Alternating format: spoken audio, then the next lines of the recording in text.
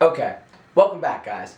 So I know naming may have been a little dry, not the most exciting topic we're going to do here on GeoChem, but we have a few more kind of dull-ish type things to talk about, but I promise things are going to get exciting very soon, or maybe not exciting, but more interesting. I think it's exciting though. Okay, so today in this video, we're going to talk about Newman projections.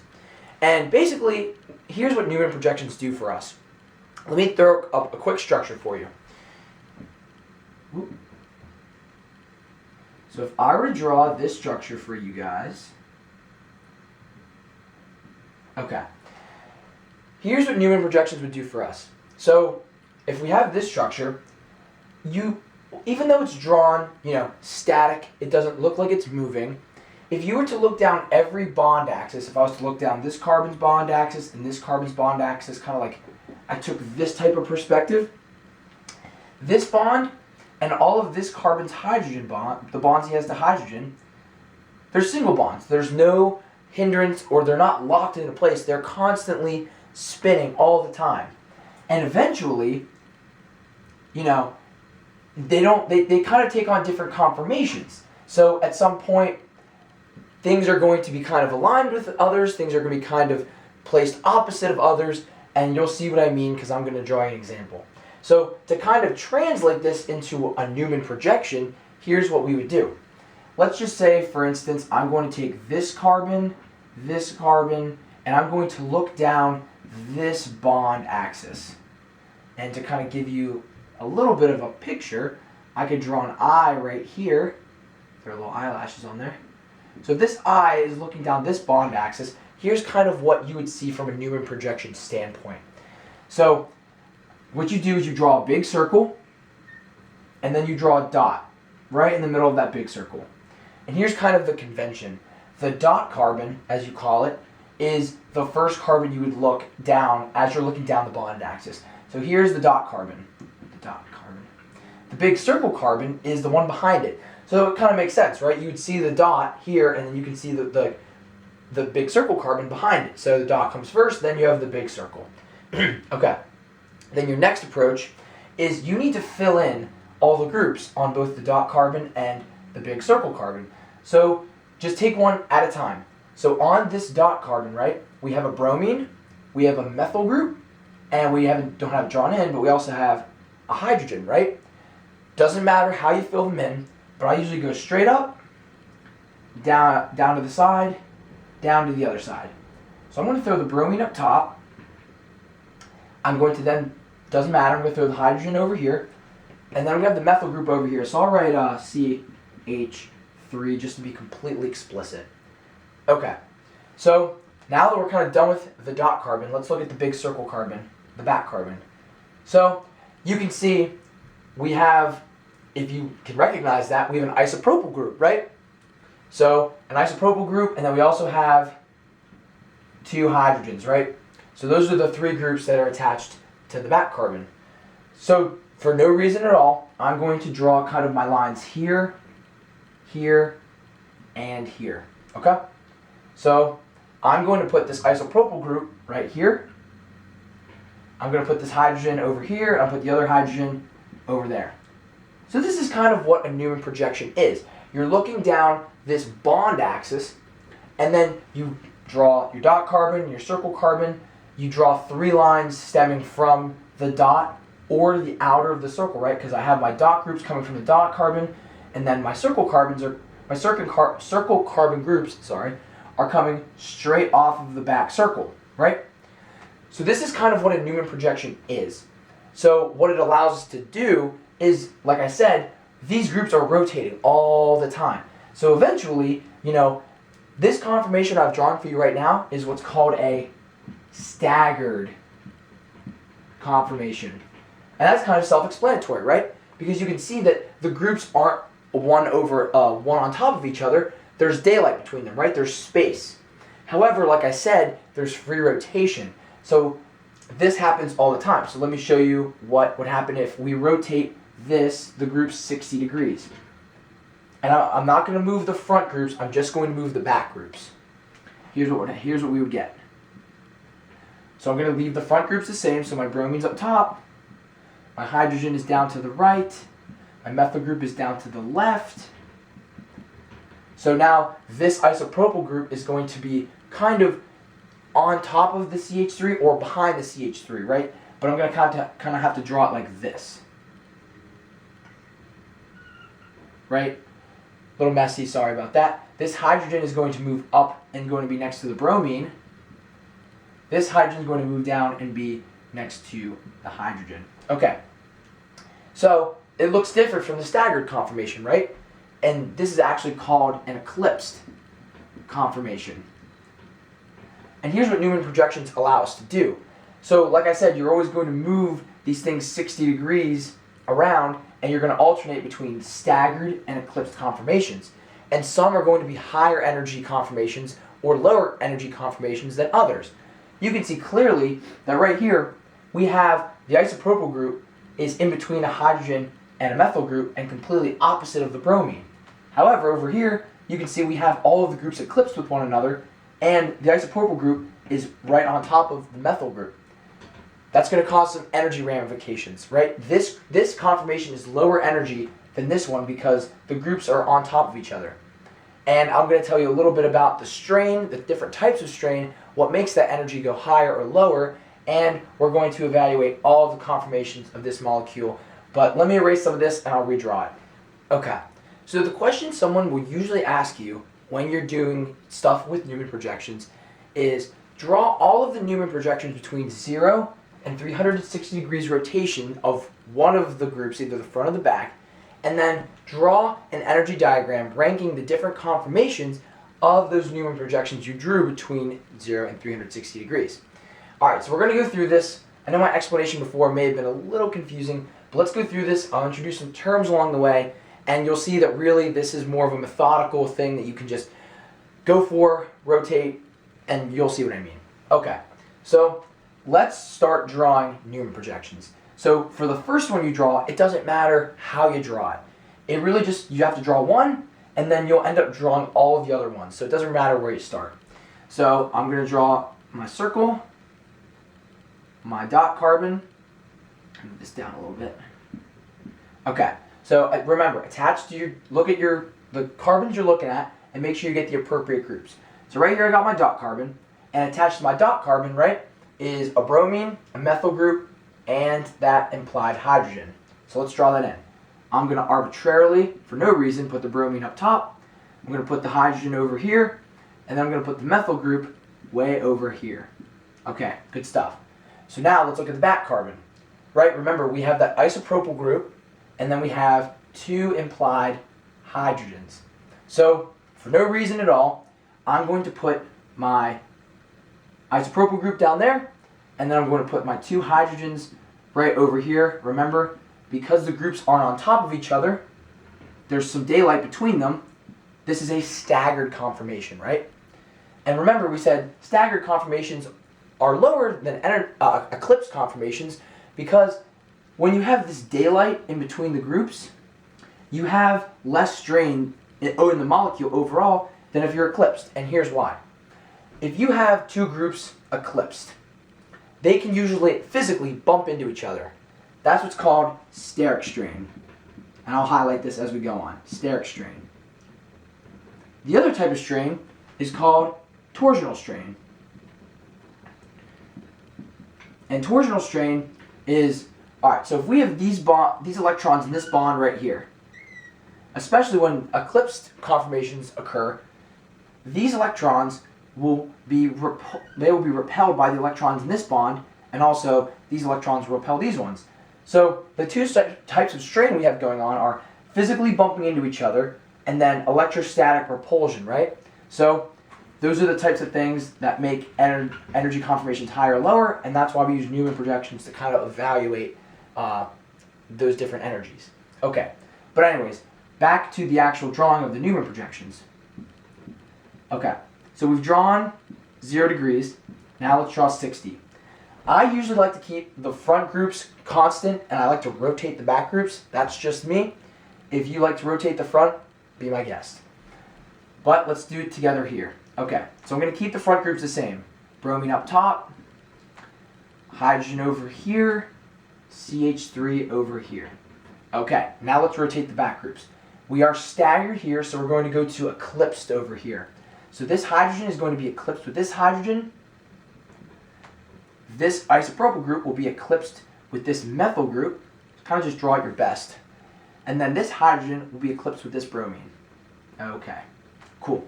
So here is where you see the steric strain and the torsional strain, right? The torsional strain occurs where these electrons are repelling the electrons in this bond, and then the actual steric strain is going to be that the isopropyl group is branched, and branched groups are bulky. So this is going to physically, bump into the methyl group. So there's some steric strain along with torsional strain as well. Okay, so let's keep going. We're going to draw them all, and then we'll rank their energies at the end. Okay, so now let's rotate the back groups 60 degrees this way. So again, we were eclipsed here, so we should go back to being staggered. So let's go bromine up, CH3 over here, hydrogen down to the right, and now we should be staggered, right? So this hydrogen will be over here. This hydrogen will be going straight down in the middle. This isopropyl group will be going right over there. Okay, that's awesome. All right, now let's go over to 180 degrees. Sorry, I wish I would have drawn these degrees a little bit lower. Okay, so let's draw our circle, draw the dot. Remember the front group stayed the same. Bromine, hydrogen, CH3. Okay, so we were staggered over here. Now we'll be eclipsed. So this hydrogen will be eclipsed with this methyl group. This isopropyl group will be eclipsed with this bromine. And then this hydrogen will be eclipsed with that hydrogen. Okay, so a quick side note on this structure. Like I said, any alkyl group, any alkane group that is branched is very bulky. Bromine is a really big halogen. Its molecular weight is somewhere up in the 80s, close to 90. So these are the two biggest groups on this molecule by far. Much bigger than a methyl group, much bigger than a hydrogen. It is energetically very unfavorable that they are eclipsed right now. This is kind of almost like the maximal steric strain, torsional strain combination. That's how you can kind of nail down your highest energy conformation, is when you see the two biggest groups eclipsed with each other. But anyways, we're moving on. Okay, so we were eclipsed right here. Let's now rotate 60 more degrees so we can be staggered. Right, so draw our circle, bromine up, hydrogen down to the right, methyl group down to the left. The isopropyl group is going to be staggered over here. The hydrogen will be going straight down over here. The other hydrogen will be over here. Okay? Easy. Now let's rotate one more time to go back to being eclipsed. Circle carbon, bromine goes up. We're not moving those front groups at all. Hydrogen over here. Methyl group over there. The isopropyl will be eclipsed with this hydrogen right there. This hydrogen will be eclipsed with this methyl group over there. This hydrogen will be eclipsed with that bromine up top.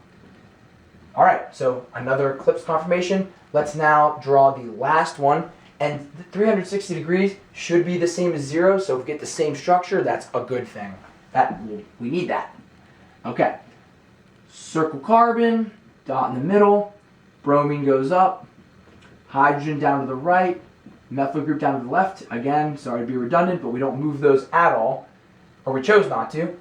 This isopropyl should be going down in the middle, and this is a staggered conformation. This hydrogen is going to be up there, to the left, staggered, and another hydrogen going up to the right, again, staggered. And let's do a double check. It looks like these structures are the same, so we drew all the Newman projections well. Okay, let me clean this up a little bit, and then we'll rank them energetically and make an energy diagram. Okay, so now that we've drawn all of the various Newman projections by rotating the back carbons groups and keeping the front ones constant, let's go through, let's rank them relative to each other as far as energy is concerned. Then we can generate an energy diagram. And as we do this, I'm going to introduce some terms that people use to talk about Newman projections. So just stick with me. They're definitely used on the worksheet for Newman projections, so you'll get plenty of practice with them. Okay, so let's start off with 0 degrees, this Newman projection, which is also the same as we said as the 360 degree Newman projection. Okay, so the general rule of thumb is your staggered groups are always lower energy than your eclipsed groups. And there's a reason for that. Remember we talked about the two types of strain. We said there's steric strain, and then we said there's torsional strain. Just for a quick recap, this is when you have groups, on the carbons that are physically bumping into each other from the front, the dot carbon and the big circle carbon. That's when they physically hit each other. That's not energetically favorable. Torsional strain is when the electrons from the bonds from a group on the front carbon and a group on the back carbon are repelling each other, right? Because like charges repel each other, so electrostatically that raises a molecule's energy. Okay, so now let's go through and see how we rank these Newman projections relative to one another. So starting off with 0 and 360 degrees, we identified the bromine and the isopropyl group as the largest groups on the molecule, right? Because for one, bromine is big molecular weight-wise, right? He's a big molecule. He's got a little junk in the trunk. Now, this isopropyl group, he's branched, and that makes this alkyl group, or any alkyl group, bulky, like an isopropyl group, or a sec-butyl group, or a T-butyl group. Those are the bigger, bulkier ones, rather than just a straight-chain alkyl group. Okay, so do you see how they're literally as far from each other as possible in a staggered conformation? Whenever you have your two biggest groups as far away from each other as these are, like is this one going up and the other one going completely opposite, and you're staggered, this is called an anti-conformation. And your anti-Newman projection conformation is always the lowest energy. So let's give the 0 and 360 degrees a 1 as far as energetic rankings. Okay, 1 being the lowest, 6 being the highest. And it's going to be 6 even though we have 7 structures because we have these guys both being 1. They're the same. Okay, so let's go along with our staggered conformations first because they're the lowest energy. Then we'll work our way up to the eclipsed. Okay, so now let's look at 120 and 240. So let's look at the bromine and then the methyl group because those are the biggest ones on the dot carbons. So if you can see between 120 and 240, bromine has the same situation, right? He's staggered and he has an isopropyl group to the right and a hydrogen to the left, and over here it's just kind of flipped, right? Hydrogen to the right, isopropyl to the left. When you have groups that are staggered to the side like this relationship, you would call this gauche, G-A-U-C-H-E. And I think in French that means to the side or to the left. I took Spanish in high school, but whenever you have this type of relationship in a staggered conformation, it is referred to as gauche. Okay, so now let's move on. Bromine, it's identical in both situations. Let's see if we can kind of break this energetic tiebreaker at the methyl group. So at 240, you can see in both gauche positions, we have hydrogen, hydrogen, but in 120, we have hydrogen isopropyl. So since this group is bigger than the group over here, this 120 degree conformation is higher energy than 240. So I'm going to give 240 a number 2. Second lowest energy conformation, 120 would definitely be 3 because of this gauche position of the isopropyl group to the methyl group. Okay, so now we've exhausted all of our staggered conformations. Let's move on to the eclipsed. Okay, so let's kind of identify the highest energy conformation we can because it's usually easy to pick out. And if you look, we're looking at bromine. The biggest group eclipsed with bromine is at 180 degrees. We can see bromine is eclipsed with the isopropyl group, right? We said they're the two biggest groups, so naturally, if they're eclipsed, that should be the highest energy conformation. So we'll give him number 6, highest energy conformation. Okay, so now let's look at 60 degrees and 300, see how they rank compared to each other and everyone else. Then we'll generate our energy diagram. Okay, so bromine here is eclipsed with a hydrogen, bromine there, eclipsed with a hydrogen. Methyl group is eclipsed with an isopropyl group, methyl group eclipsed with a hydrogen. Easily 60 degrees because of this eclipsed interaction is higher energy, so he gets a 5, and 300 degrees gets a 4. Okay, I'm going to pause the video, clean things up, and then we'll draw the energy diagram. Okay, so I erased all the Newman projections to kind of make a little more space for the energy diagram, but I know you guys might still have these on your paper, but I drew all the different degrees for the Newman projection conformations and here are the rankings we came up with. So we said 0 degrees and 360 was the lowest energy, 180 was the highest, and then we ranked all the different ones. So here's how I kind of go about it. So I usually start off with my lowest energy conformation. So we know that occurs at 0 and 360 degrees, right? So after you've made your axis with energy on the y-axis, and then your different degree conformations on the x-axis, I usually start with the lowest one, and I just give it a random line, right? So let's just give it a low energy conformation about right there. And since 0 and 360 are equivalent, they should have the same line at the same height, right? Same energy. So somewhere around, sorry if it doesn't look good, I'm kind of doing this from a weird angle. Okay, so then I usually go to my highest, because if I have my lowest and my highest, everything else should be in between, right? So at 180, right, we have the highest, so let's just stick him way up here. Okay, cool. So then, let's see what's next. I usually go from the highest and I work my way down. So at 60 degrees, right, he's number 5, so he's second highest energy conformation. I go just below the highest one, kind of draw his line right there. Yeah, it's okay, that's good. Okay, then I go below him, so let's look at 4, 300 degrees. Right here, he's 60, we need to be below 60, so let's just throw him up right. Oh, move him over. Sorry about that. Move him up right there. Cool. All right, now let's move on down to 3. So we need to go to 120 degrees. He needs to be below 300. Stick him right here. Then we need to go to number 2, which occurs at 240 degrees. He needs to be below 3. So let's stick him right there. Right, and then everybody has their relative energy height, right? And then just like throwback to elementary school, all we need to do is connect the dots, right? So let's just randomly start at 0, draw energy up to here. Doesn't have to be exactly on the line. Then we'll go down here, then we'll go up to here, dip down there, back up to here, and finish out 360 degrees. And then voila, you have your energy diagram. You have done exactly what your teachers asked you to do. So to recap, Newman projections help us kind of qualitatively show different energy conformations of a molecule. And those energy conformations occur because there's a free rotation about single bonds, right? Molecules like this, these bonds are always spinning, every single one, whether it be carbon-carbon or the carbon-hydrogen bonds.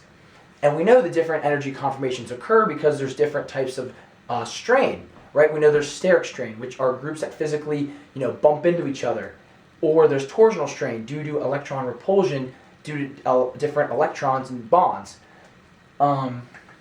We also know that we can evaluate this by drawing Newman projections from 0 degrees all the way through 360 degrees, seeing where the steric strain or the torsional strain is better or worse at different places.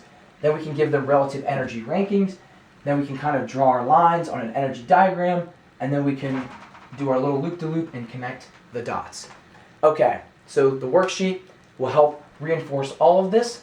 We're almost out of the alkane neck of the woods, and things get a little more exciting in about 2 videos. So stick with me, let's keep going, and we'll get to the cool stuff.